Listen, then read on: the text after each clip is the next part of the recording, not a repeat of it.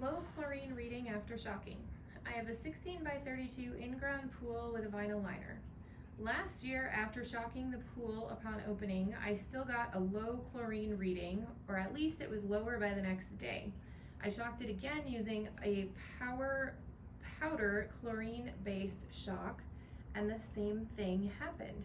Any ideas why the chlorine level is getting lower?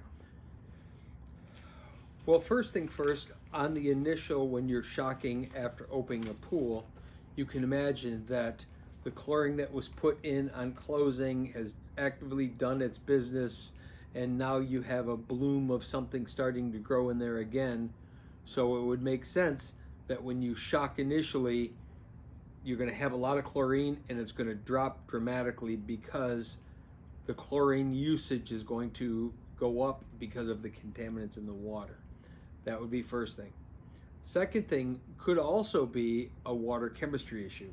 If you have something going on with your water chemistry and you have bound chlorine and not free chlorine, you may be rapidly binding the chlorine and not getting its effectiveness, and it might appear to have a lot of chlorine and then appear to not have a lot of chlorine.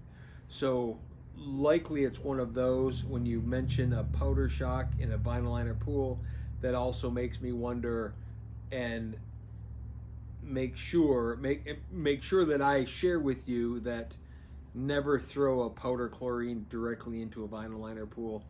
Always make sure that you dissolve it in water first. That's why on an initial shocking the pool, I'm always going to recommend a liquid chlorine because it's going to be, number one, pre-dissolved in water, so it's a much faster acting chlorine. Plus you don't have the issue of potentially damaging the liner.